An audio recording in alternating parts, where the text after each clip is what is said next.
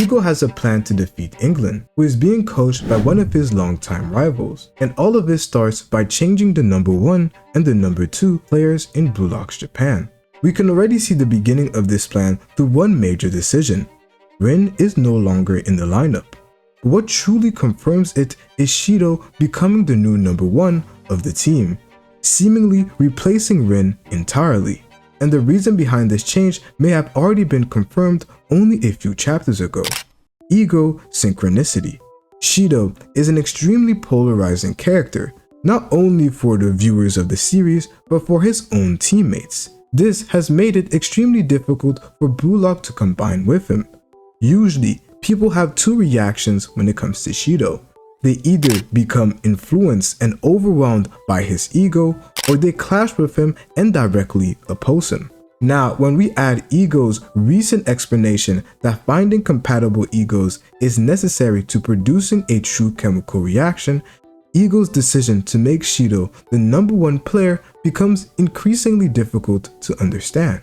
Because if no one can truly combine with Shido, why would Ego build the entire team around him? But is that actually true? Because when we examine what Shido's ego really is, the answer becomes much more complicated.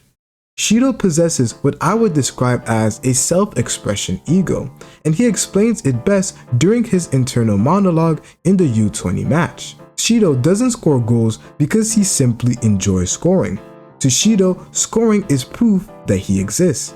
His philosophy can essentially be summarized as this: I am alive, so I must express everything inside of me and leave evidence of my existence behind. The person who works best with Shido is not somebody that completely bends to his ego. Instead, it is somebody who can give Shido the freedom to express himself while still maintaining their own identity. And the perfect example of this is with Ryusei Itoshi. When Sei played alongside Shido, he didn't tell him to focus on winning. He didn't tell him to try and control his movements or to force him into a complicated system. Instead, Sei told Shido to go out there and score a hat-trick. And to Shido, that command meant something much simpler and deeper that Shido always wants to do. He told him to go and express his existence. Because Shido expresses his existence through scoring goals. His goals may lead to the victory of the team, but winning itself is not the deepest source of Shido's motivation.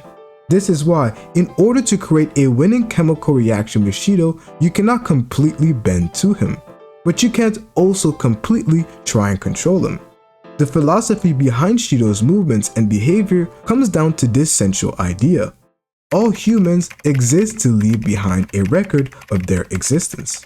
Shido connects football to a much broader philosophy about human life.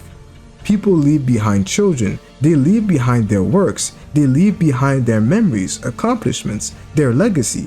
And for Shido, the thing that he wants to leave behind is something much more personal to him: unforgettable goals. This is Shido's ego. And under the old Bluelock, Shido would have never truly been given the opportunity to shine. This is exactly why he never started. However, Bluelock has changed. The number 1 and the number 2 pair is no longer Rin and Isagi. Now it is Shido and Karasu. And these two may be capable of producing a true chemical reaction because their egos are far more compatible than we may have thought initially. Karasu understands Shido in a similar way to Sei.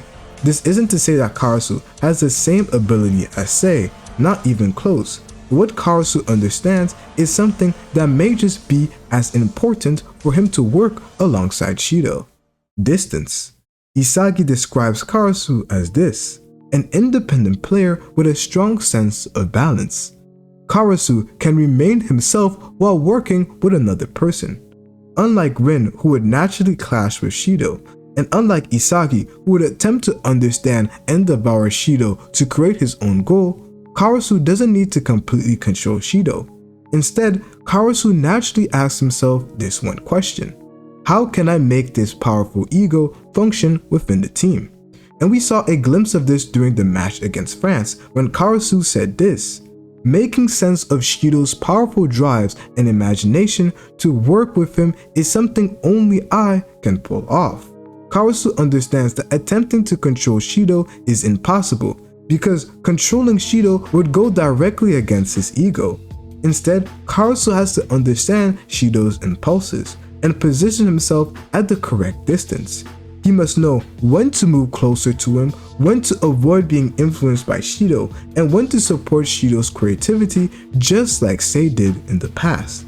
The best way to understand that chemical reaction is this. Shido creates unpredictable possibilities, while Karasu recognizes which of these possibilities can become reality and turn into the victory of the team. Shido creates the explosion, while Karasu gives that explosion a structured path towards victory. And because Karasu accepted becoming the number 2 player during the match against France, Shido can finally be utilized as Bluelock's number 1. Karasu has opened up the team towards an entirely new ego compatibility within Bluelock. He doesn't suppress Shido, he doesn't submit to Shido, he synchronizes perfectly with Shido. And that is the true meaning behind this ego synchronicity. And the fact that now we no longer have the Rin and Isagi compatibility, we have the Karasu and Shido. Now looking at their individual weapons is where we can continue to see their compatibility when it comes not only to their egos but their individual weapons. When it comes to Shido, his weapon is his extreme spatial awareness. When you compare it to somebody like Isagi, we see that Isagi uses his vision to analyze the entire field and calculate the most logical path towards victory, while Shido instinctively recognizes the space where he can express himself. He can sense where the ball is going to fall, and with his crazy flexibility, he can position himself in a way that defenders won't be able to react. He can shoot where it seems impossible for the angle of goal to appear. This is what allows him to score impossible goals from impossible angles. And it being instinctive means that he doesn't actually have to think too much about it. All he really has to do is run where he feels like there's going to be a higher chance of explosion, which is what we see him do time after time. And now, when you couple Karasu's weapon, you would see that it simply brings out the best in him. Karasu's greatest strength is his ability to analyze other players, identify their weaknesses, and control the distance between himself and the players around him. Because of this, Karasu is going to be able to recognize the spaces where Shido is naturally drawn to and the places where it would be best for Shido to receive the ball. Somebody who knows where it's best for a person to receive the ball, and the other who understands where is the highest likelihood for him to have an explosion is going to be a crazy and deadly combination that we're going to be able to see. But if Karasu and Shido are now Bluelock's new number 1 and number 2, what will Isagi do to get his chance to score and make an impact on the game? Watch this video to find out, as there is actually a crazy plan that I believe Isagi is about to utilize.